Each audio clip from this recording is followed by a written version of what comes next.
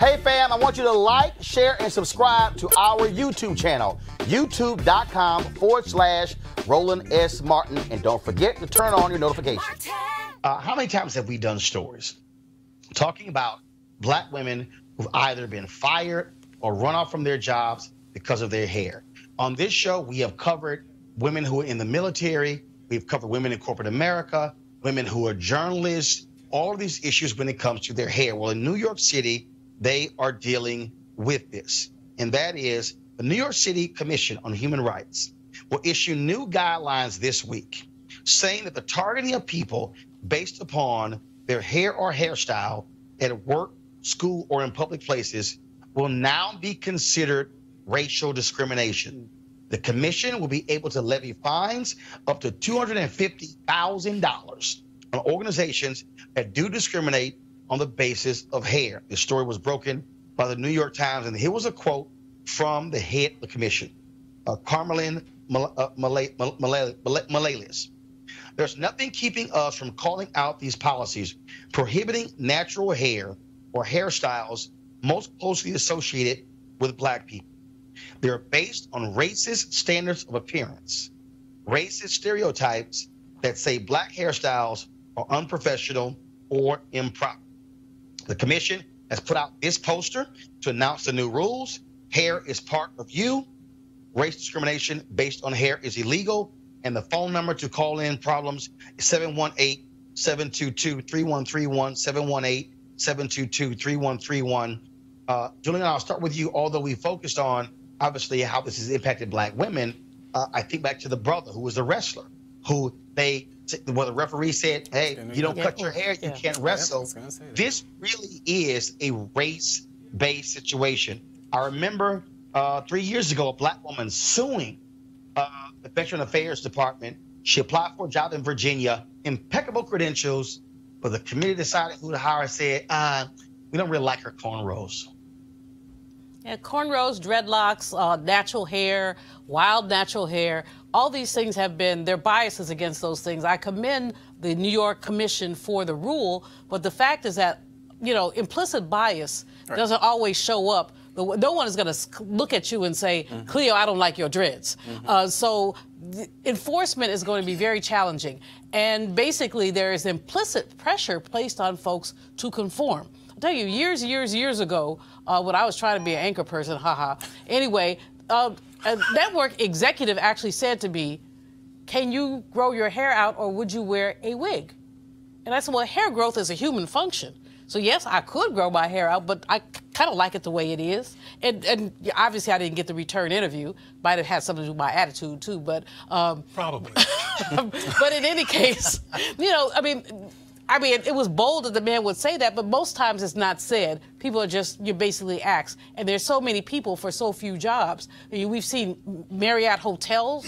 In some cases, we've seen academic institutions. We've seen all kinds of institutions. And basically, I commend them for the rule, but I'm not so sure how much of a difference it's going to make unless some melanin deficient human being is ignorant enough to actually verbalize what we know is going on. Yeah. Wait. Yeah, I agree with Dr. Malvo on this one. You know, the enforcement really will be challenging. I remember years ago when I had locks. The micro that when this black Republican had locks. You mean when you were locked up? Which one do you mean? Okay, we need some pictures. We need pictures. Proof, right? Not Photoshop. But I was working at that time. I was working the hospitality issue, and my hair became an issue. And in fact, it was one of the reasons why I ended up cutting my hair. So this is this definitely is not just an issue that affects black women. You know, this is something that black men have to deal with as well. And I think, you know, we have come, and I do know that we've come a long way as far as just, you know, organizations, companies accepting this. But one of the things that, you know, when I hear stuff like this, it reminds me of the conversations that a lot of people have about naming their kids having too ethnic too ethnic of a name. And so you look at the hiring managers. This is one of those situations where you look at hiring managers. Who are the people who are making these sort of decisions? Who are the people who are looking at resumes and saying, well, that name sounds a bit too black, so let me throw that name in the garbage or toss it to the side. I've had conversations with people, black people who are in HR, and they say that these are the things that people look at, or they've been in rooms where people have tossed aside resumes or applications simply because the sound of the name. So this is just the thing with the hair. It's white supremacy. It's just another extension of that. It's just white supremacy. Cleo? Just call it what it is. Cleo?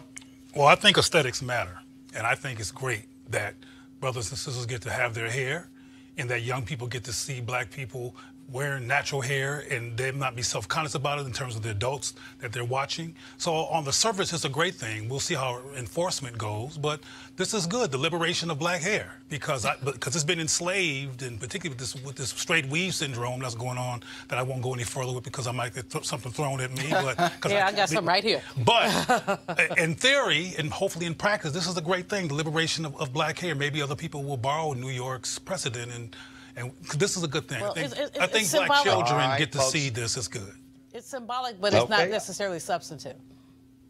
Well, bottom line is just here. But here's the deal, okay? Anybody out there, if you got any issues with that, look, the opportunity to actually file the complaint, it is going to this commission is different than actually going through a legal proceeding. And so, look, whatever is done that helps, I'm down for it. All right, folks, back to our Roland Martin Unfiltered video in just one moment. A lot of us out there want to be healthier in 2009. We want to change how we look.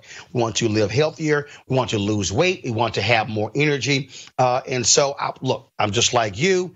For me, it's all about improving my golf game, trying to get my handicap from 6.7 down to a 2, which means improving core, also having greater flexibility. So one of the things that I did was begin the year with the D-Herbs Full Body Cleanse. Lost about 18 pounds doing so. And so now it's about maintenance, about continuing to be on that path to better living, healthier living, and feeling a lot better. And so the D-Herb Cleanse allows for you to be able to do that. Not only go through the cleanse, but also go through a regimen of maintaining your weight loss goals after you've gone through the full body cleanse. If you want to do that, what you should do is go to dherbs.com, or you can call 1-866-4D-HERBS, 1-866-4D-HERBS. Use the promo code Roland. The promo code is Roland. Now, of course, what the cleanses does, it allows you to clean out your system, if you will, removing a lot of those processed foods, toxic foods, getting you drinking more water,